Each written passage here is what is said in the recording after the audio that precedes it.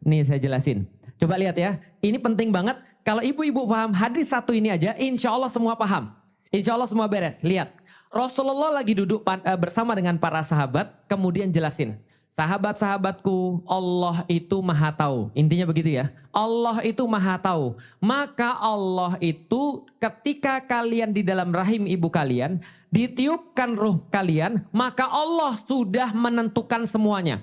Allah sudah tahu semuanya karena tidak ada yang tersembunyi di hadapan Allah. Karena Allah adalah khalik atau makhluk. Khalik. Allah maha tahu tidak seperti manusia nggak paham. Maka Allah sudah menentukan segala-galanya. Dia ditentukan rizkinya. Dia ditentukan ajalnya. Dia ditentukan amal-amalnya. Dan dia mati sengsara atau mati bahagia. Hidup sengsara atau hidup bahagia. Maka para sahabat nanya, ya Rasul ngapain kita beramal? Nah ini ada patah di sini. Patahnya di mana? Rasul lagi jelasin bab tawakal. Rasul lagi jelasin bab apa? Tawakal. Bahwa Allah itu maha tahu. Allah itu maha menentukan. Tidak ada yang tersembunyi di hadapan Allah. Ilmu Allah meliputi segala-galanya. Allah melakukan apapun yang dia kehendaki. Allah menentukan apapun yang dia sukai. Itu adalah penjelasan Rasulullah. Tiba-tiba para sahabat bahasnya tentang masalah ikhtiar. Bapak Ibu sekalian. Yang dijelaskan Rasul masalah apa tadi? Tawakal. Yang dibahas oleh para sahabat masalah apa tadi? Ikhtiar. Makanya Rasul senyum. Rasul senyum lalu meluruskan pemahaman para sahabat dengan membacakan surat Al-Lail. Gini loh sahabat, Allah itu maha tahu, Allah itu maha bisa, Allah itu maha menentukan. Tapi itu Allah, bukan kita. Bukan manusia. Manusia nggak tahu. Manusia nggak bisa baca masa depan. Manusia nggak ngefek apa-apa. Jadi manusia itu tugasnya apa? Melakukan amal-amal terbaik. Ada orang-orang di dalam hidupnya, dia senantiasa memilih beriman pada Allah. Bertakwa pada Allah. Dia memilih yakin balasan Allah. Dia memilih melakukan amal-amal baik walaupun sulit. Maka Allah mempermudah jalannya menuju kebaikan-kebaikan dia itu surga. Tapi ada orang yang memilih sebaliknya, tidak mau beriman pada Allah. Memilih untuk jadi orang yang bakhil, orang yang gak percaya balasan Allah. Sebentar, ini sedekah untuk apa ya? Sayang duit saya, daripada saya sedekah mendingan saya jajan. Daripada saya pergi beli kurban, saya punya uang sih beli kurban. Kurban berapa? Sapi misalnya, 25 juta, mendingan saya ganti motor baru. Dia gak percaya balasan Allah, maka dia nyimpen, gak mau digunakan untuk jalan Allah. Maka dia juga akan dipermudah Allah kepada jalan-jalan keburukan. Paham sampai di sini? Belum. Nanti kita akan jelasin lagi. Allah itu maha, itu tawakal. Manusia nggak tahu, makanya jangan bahas tentang aktivitas Allah. Itu yang ada dalam hadis tadi. Contoh lagi, kita lihat lagi. Suatu waktu, itu hadis pertama, ini hadis kedua. Satu waktu, Umar bin Khattab itu jalan pergi dari Madinah, pergi ke Damaskus. Pergi ke daerah Damaskus, daerah Syam. Maka ketika di tengah jalan, ini hadis banyak dibacain ketika pandemi kemarin. Kenapa? Di tengah jalan Umar mendengar bahwa di Damaskus ada pandemi. Di sana ada pandemi. Lalu kemudian apa yang terjadi? Umar kemudian dikasih tahu, di sana ada wabah penyakit. Wahai Amirul Mukminin, kalau engkau ke sana, ketularan orang-orang ini bakal mati mereka. Maka Umar bilang, kalau gitu kita rapat dulu, kita syuro dulu. Setelah mereka syuro dan mereka rapat, maka diputuskan balik ke Madinah, nggak jadi lewat Damaskus, nggak jadi pergi ke Damaskus. Kemudian kedengaranlah peristiwa ini, bahwasanya Umar tadinya mau ke Damaskus, lalu kemudian tahu di Damaskus ada wabah, maka nggak jadi pergi ke sana, balik lagi ke kota Madinah. Yang tahu siapa? Seorang sahabat namanya Abu Ubaidah Al-Jarrah.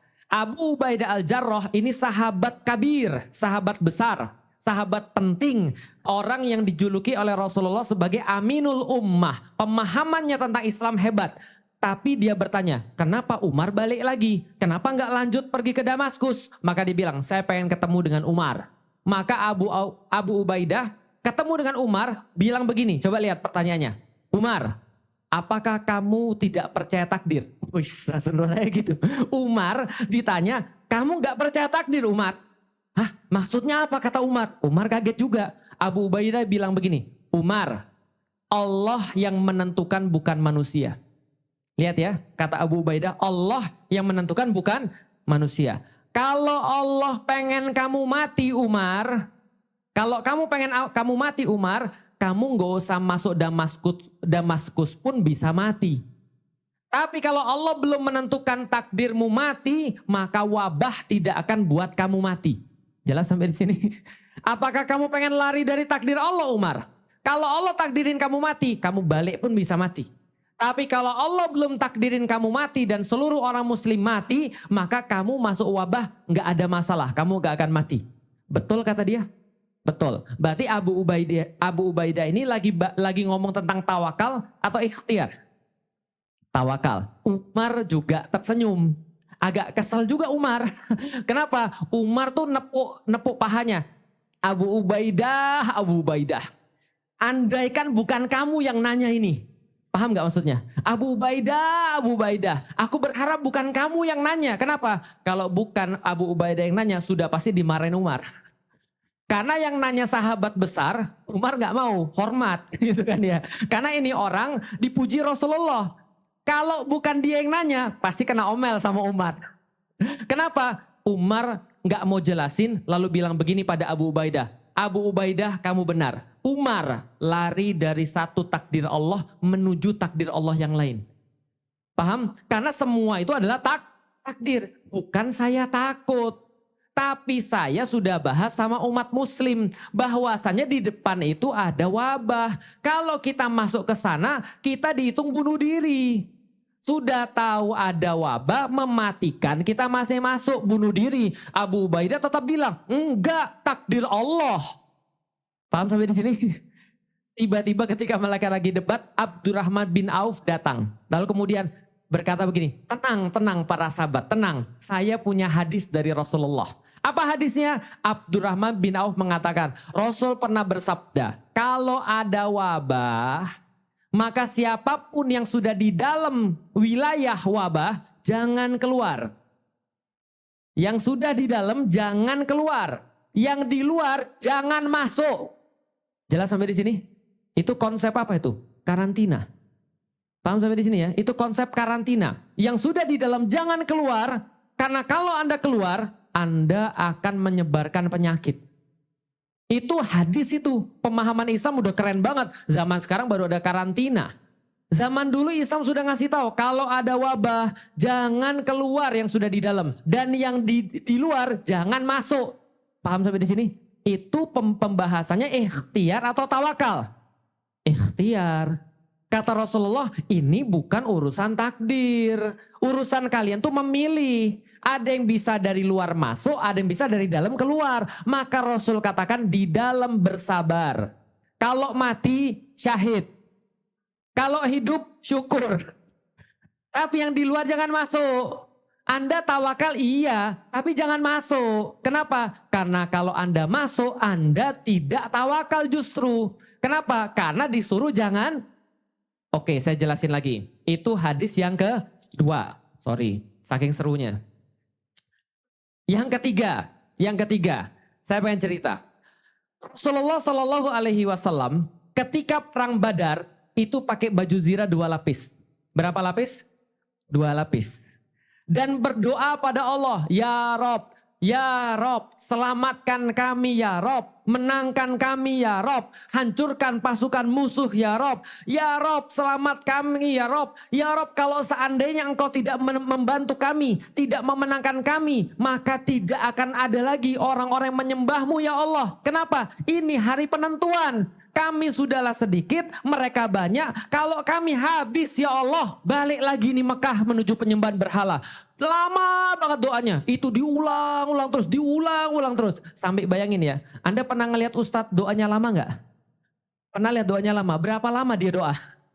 15 menit, 20 menit. Ini Rasul doa saking lamanya, itu sampai Abu Bakar bilang begini, ya Rasulullah, setengah doamu sudah cukup ya Rasulullah. Yang doa siapa? Rasul. Kalau yang doa Rasul itu terkabul atau tidak? Yang doa Rasul itu langsung didengar sama Allah. langsung bypass pada Allah. Yang doa kita nggak tahu. Tapi yang doa Rasulullah langsung didengar sama Allah. Udahlah, yang doa Rasulullah dalam perkara Islam bukan perkara diri sendiri. Bukan ya Allah semoga ada duit ya Allah untuk bayar anak saya sekolah ya. Bukan gitu kan ya. Ya Allah semoga saya bisa nyicil tahun ini ya Allah dengan lengkap. Ya Allah utang ya Allah. Bukan urusan pribadi yang didoakan. Yang didoakan urusan dakwah. Urusan kaum muslimin. Yang doa Rasulullah diangkat tangannya pada Allah. Doanya lama banget. Ya kalau sudah lama menurut Abu Bakar ya berarti sejam lebih. Karena Abu Bakar itu tidak pernah menghentikan doa Rasulullah walaupun lama. Berarti itu sudah terlalu lama bagi Abu Bakar. Paham ya? Yang menghentikan juga seorang sahabat kayak Abu Bakar. Berarti doanya lama banget. Bayangkan, Rasul baju zirahnya 2 lapis. Doanya lama banget. Dan ketika beliau menggunakan strategi pada perang Badar, strateginya sangat-sangat rumit dan sangat-sangat terencana dengan baik. Pertanyaan saya, apa Rasul nggak yakin dia bakal dimenangkan Allah? Yakin atau tidak? Yakin. Yakin bahwa Rasul akan dimenangkan perkara tawakal. Tapi doa, persiapan, pakai baju zirah 2 lapis itu perkara apa? Ikhtiar. Dan Rasul nyontoin kepada kita. Anda yakin takdir, justru ikhtiarnya harus lebih bagus. Kalau yakin takdir ikhtiarnya nggak lebih bagus, itu namanya nggak yakin dan nggak dapat pahala. Contoh. Tahu jihad? Tahu jihad? Apa arti jihad? Jihad artinya badlul wus'i. Artinya mengeluarkan usaha yang terbaik untuk berperang di jalan Allah. Itu jihad. Contoh, ada orang begini. Perintah jihad, pekan depan kita akan berjihad. Misalnya, dia bilang gini, ya udahlah kalau Allah pengen kita menang, ya menang. Kalau Allah pengen kita kalah, ya kalah. Lagi pula kita tuh agama Islam, masa kita kalah? Allah pasti akan memenangkan kita. Terus kita ditanya, terus kalau gitu, terus dia ditanya, strategimu apa? Nggak perlu strategi, yang penting ikhlas. Terus dia ditanya, kamu pakai baju zirah? Nggak usah baju zirah, kalau belum ajal saya, belum kemudian takdir saya mati, nggak bakal saya mati. Betul gitu. Dia kemudian gak nyiapin apa-apa, gak punya strategi apa-apa, nyiapin bekal kamu gak nyiapin bekal makanan, Allah yang mencukupi hambanya. Yang ngasih makan bukan manusia, yang ngasih makan adalah Allah. Dia gak nyiapin makanan, gak nyiapin baju zirah, gak nyiapin apa-apa, pedangnya juga gak diasah. Tiba-tiba kemudian jihad, ketembak syahid. Kira-kira gimana? Syahid atau ketembak mati, itu syahid atau tidak? Itu tidak syahid, mohon maaf. Kenapa tidak syahid? Karena dia tidak menyiapkan yang terbaik. Jihad itu adalah menyiapkan yang terbaik untuk berperang di jalan Allah. Itu definisinya. Paham sampai di sini? Tapi kalau ada orang, dia bilang saya sudah siapin, saya sudah ngasah pedang, sudah pakai strategi yang terbaik, tapi nggak yakin bahwa Allah akan menang. Itu juga salah. Paham ya? Jadi ada bab tawakal, ada bab ikhtiar. Bab tawakal itu ketika membahas Allah. Keyakinan dengan Allah, Allah maha tahu, Allah maha menolong, tidak ada sedikit pun yang lepas daripada perhatian Allah, bahwa kita rezekinya pasti dicukupin, bahwa tidak akan mati sebelum Allah tentukan takdirnya, ajalnya datang gak akan mati sebelum itu. Itu semua perkara tawakal, jangan dicampur dengan perkara ikhtiar. Seolah-olah Anda itu ketika bahas tentang tawakal malah bahas ikhtiar. Pas bahas ikhtiar bahasnya malah, paham sampai di sini? Berarti kalau Rasul pakai baju zirah 2 lapis, apakah Rasul takut mati? Enggak, Rasul enggak takut mati. Rasul tahu kalau belum selesai tugasnya dia tidak akan wafat. Tapi ini urusan apa? Ikhtiar, supaya besok-besok kalau ada orang yang mau berislam, dia coba dengan baik. Contoh, ada orang bilang, kamu gak belajar besok ujian? Jawabannya, kalau sudah takdir Allah. Yang kita bahas nih apa sih? Ikhtiar atau tawakal nih? Kalau kita bahas tawakal, ayo kita bahas tawakal. Tapi kalau kita lagi bahas bab ikhtiar, jangan ikutin tawakal di situ. Karena salah, bisa dipahami Bapak Ibu sekalian. Ikhtiar ada babnya, tawakal ada babnya. Kemarin itu yang kita bahas tentang hidup adalah pilihan, itu bab ikhtiar atau bab tawakal. Bab ikhtiar. Sedangkan takdir, beriman pada takdir itu bab Tawakal. Jangan dicampur adukkan. Bisa dipahami sampai saat ini ibu-ibu sekalian? Oke, saya kasih contoh lagi. Kalau seandainya masih ingat kisah Pak Haji yang kemarin, masih ingat? Ada Pak Haji yang menikahkan anak muslimahnya kepada seorang yang bukan muslim. Berarti menurut ibu-ibu sekalian itu harusnya bab ikhtiar atau bab tawakal? Ikhtiar. Kalau dia ngomong begini, ya Allah itu sudah menentukan takdirnya Ustadz. Jadi kalau seandainya dia menikah dengan orang bukan muslim itu sudah takdir. Karena tadi hadisnya ada ajal, rizki, hidup di dunia amal soleh atau amal yang salah. Atau kemudian ketika dia itu hidup sengsara atau hidup bahagia. Itu sudah takdir. Berarti Pak Haji tadi sedang melakukan apa? Mencampur adukan antara bab ikhtiar sama bab tawakal. Kalau pencuri yang tadi berarti masalahnya apa? Mencampur adukan antara bab ikhtiar dengan bab tawakal. Ikhtiar ada babnya, tawakal ada babnya. Oke, kalau gitu kapan Ustadz bab ikhtiar, kapan Ustadz bab tawakal? Oke, kalau gitu saya kasih tahu. 2. 1. Ada dalam kehidupan manusia hal-hal yang dia tidak bisa kontrol. Hal-hal yang dia nggak bisa ngerti. Hal-hal yang dia nggak bisa menentukan. Itu semua namanya bab takdir atau bab tawakal. Maka kalau orang sudah sampai di titik ini, hidupnya tidak akan pernah susah. Jadi Mbah Mun almarhum itu pernah berkata bahwasanya pemahaman paling bagus tentang iman, yang paling tinggi tentang iman adalah bab tentang tawakal, yaitu menerima takdir Allah. Ada hadisnya. Apa hadisnya? Kapan seorang hamba tahu bahwa dia ridho dengan Allah adalah ketika dia ridho dengan ketentuan Allah. Bingung? Nih saya kasih tahu. Kapan Allah ridho dengan kita? Kalau kita ridho dengan Allah. Itu Allah ridho dengan kita. Contoh, ada seseorang yang sudah berusaha yang terbaik. Dia sudah nyiapin yang paling bagus. Dia berusaha yang paling kenceng. Tapi Allah menentukan sebaliknya. Itu tanda Allah ridho sama dia kalau dia ridho sama Allah. Contoh, ada di antara kita banyak nggak orang-orang yang sudah berusaha punya anak tapi belum punya anak? Banyak? Ada orang udah berusaha. Dia sudah nikah yang halal. Nyari istri yang halal. Ikhtiar sudah semuanya. Pergi ke dokter sudah, makan makanan yang sehat sudah, minum minuman yang sehat sudah, pergi ke ustadz sudah, minta doa sudah, ustadz nyaranin apa? Pergi kalau lagi hujan-hujanan, apalagi di Bogor tuh hujan-hujanan. Nah kalau hujan tuh main hujan dulu tuh sama istrinya. Nah setelah itu di rumah lanjutkan usahanya, insya Allah bisa. Ternyata belum bisa juga. Lalu kemudian udah bisa, semua cara udah dicoba, sudah dilakukan semua dicoba. Allah belum nitipin dia anak. Kemudian dia bilang, suamiku, kita bersabar ya. Kenapa? Allah kalau sudah nentuin pasti yang terbaik. Suaminya bilang, iya, kita sudah coba semuanya, Dek. Kita sudah lawan semuanya. Duit kita udah habis banyak banget, bukan puluhan, ratusan juta. Tapi kita belum dikarunia anak. Bismillah, ini ketentuan Allah yang terbaik bagi kita. Itu tanda Allah ridho sama dia. Itu tanda dia mendapatkan ridho Allah. Kalau dia mati dalam keadaan seperti ini, masuk surga. Itu hadis. Karena itu sulit banget. Kenapa sulit banget? Ada orang yang sudah coba punya anak.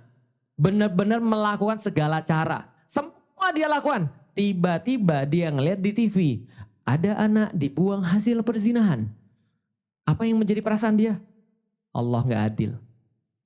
Paham ya? Cobaan syaitan, Allah gak adil. Itu orang zina. Itu orang gak bertakwa pada Allah. Maksiat dia. Kenapa Allah kasih dia anak begitu mudah? Sementara aku udah coba 9 tahun. Aku udah coba 15 tahun. Tapi Allah gak ngasih aku anak sama sekali. Allah tidak adil. Paham? Itu namanya tidak beriman pada takdir. Jelas sampai di sini? Berarti ini bahasanya ikhtiar atau tawakal? Tawakal. Harusnya yang dia bahas tawakalnya, bukan ikhtiarnya. Ya dek ya, gak apa-apa ya dek ya. Belum tentu orang yang punya anak tuh masuk surga. Tapi kalau kita tidak punya anak dan kita ridho dengan ketentuan Allah, dengan ridho, benar-benar ridho, insya Allah kita masuk surga. Itu tawakal. Tapi kalau bahasan tadi, orang zina bisa punya anak. Aku benar-benar mau taat gak punya anak. Paham sampai di sini? Stres hidup dia. Kenapa dia stres? Dia bahas ikhtiar di wilayah yang harusnya dia bahas Tawakal. Wilayah yang gak bisa dia kontrol itu semuanya urusan tawakal. Bukan urusan ikhtiar. Maka kalau ada orang sakit, kita doain semoga Bu Guru Ummah segera sehat. Kalau ada orang sakit wajibnya itu adalah sabar. Tapi berobat itu adalah sunnah. Ikhtiar berobat sunnah. Karena belum tentu orang berobat itu sembuh. Bisa dipahami Bapak sekalian. Tapi kalau dia sabar, dia dapat pahala.